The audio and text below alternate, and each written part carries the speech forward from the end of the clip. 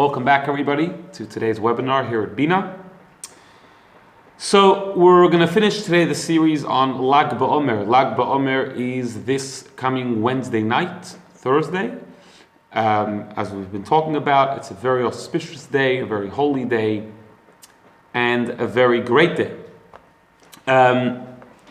So today I wanted to discuss the other aspect of Lag BaOmer. So till now we've been discussing Rabbi Shimon Bar Yochai and his life, his greatness, his achievements.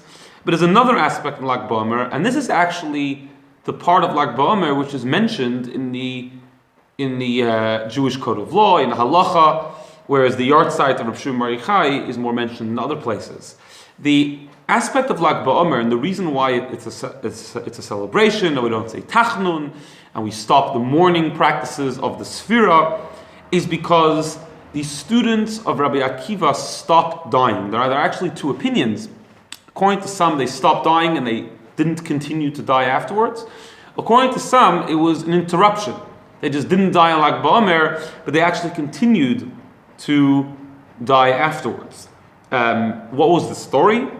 So we all know the famous story that Rabbi Akiva, the great sage Rabbi Akiva, had 24,000 students, and they all, or most of them, passed away in a terrible plague which took place between Pesach and Shavuos during the time of the Omer. And that's the reason why we observe certain mourning practices.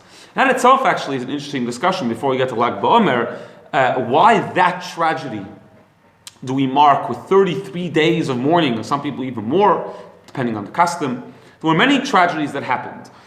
So one of the explanations is that Rabbi Akiva was considered to be the pillar of Torah Sheba'al Peh, of the oral law. He was the one who had the tradition. He was the one who was transmitting it to the next generation. And he was transmitting it through his 24,000 students. When these 24,000 students died, we're not just talking about people.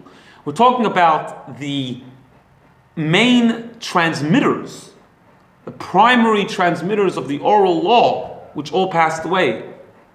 Who knows how much more Torah we would have, and maybe how much more clearer things would be if they would have stayed alive. And that's why we mourn their passing, not so much because of them, but more because of what they were and what they had to give over that we lost as a result of them dying. So they died, the whole Sfira, except for Lag BaOmer.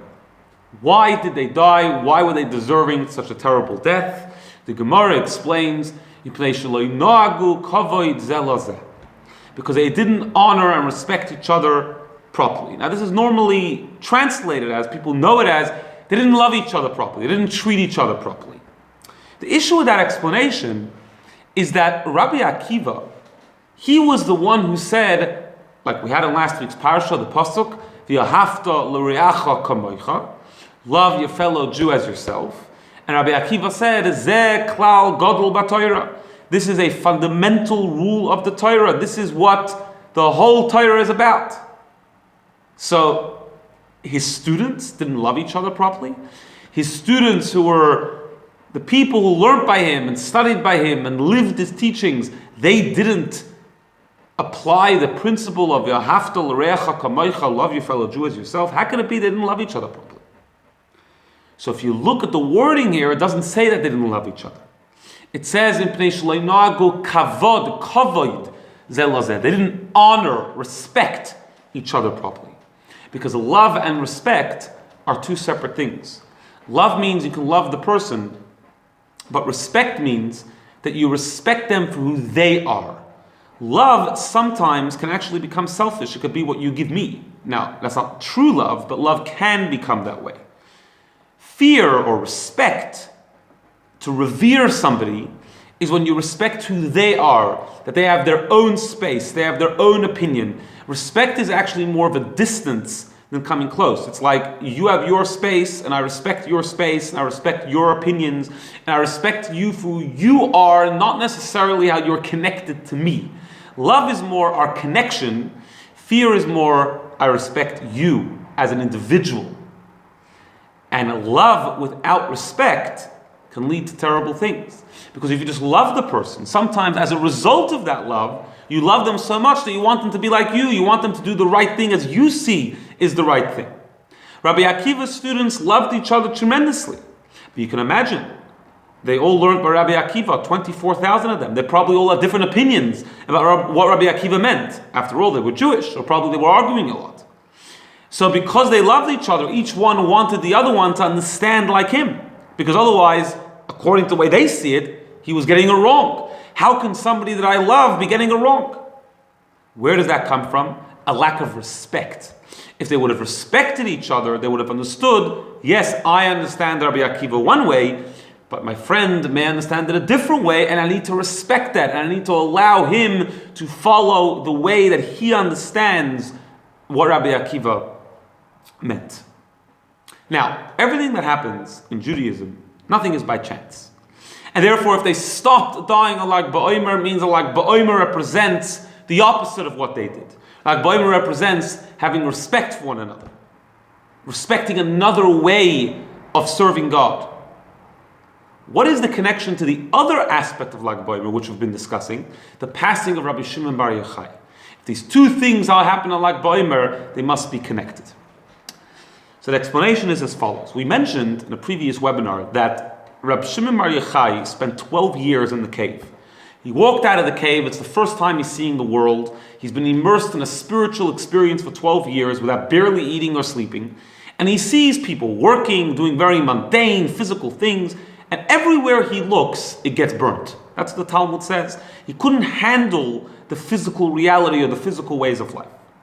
God said, a heavenly voice came out and said, did I ask you to come out of the cave to destroy my world? Go back to the cave. So Rabbi Shimon Bar Yochai went back to the cave, and he spent a year learning how to connect the spiritual experience to the physical experience. He comes out, and his son, Rabbi Elazar, who was with him, everywhere he looks, the world gets burnt, but Rabbi Shimon Bar Yochai looks and he fixes it up. In other words, Rabbi Shimon Bar Yochai learned how to connect the spiritual with the physical.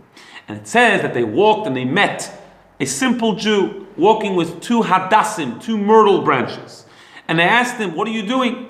So he said, I have this for Shabbos, to smell on Shabbos. So they asked him, why do you have two? Why is one not enough? So he said, one is corresponding to Zohar, and one is corresponding to Shomer. When God says to keep Shabbos, he uses two expressions, to guard and remember. So he had these two hadassim corresponding to two expressions that God used about Shabbos. And Rabbi Shimon turned to his son and said, look how precious these mitzvahs are to these people, that they're willing to go and buy two myrtle branches to enhance the Shabbos. What's the idea here? When Rabbi Shimon Bar Yochai first came out of the cave, he did not understand how can there be a different way of serving God. He thought the only way to serve God is to be totally spiritual, totally immersed in spirituality. And if anybody's connected to the physical world, they must not be serving God properly. When he came out of the cave a second time, he understood that yes, there is a legitimate way of serving God that to be totally spiritual. And we need people like that. We need people who are studying Torah full time. We need people who are totally immersed in spirituality because they are our role models. But on the other hand, there is another path. There's people which are more involved in the world. Not that necessarily they're affected by the world, but yes, they come into contact with the world and they're involved in physicality and physical pursuits, normal work. But they too serve God. They also do mitzvahs. And of course learn Torah when they can, when they have time.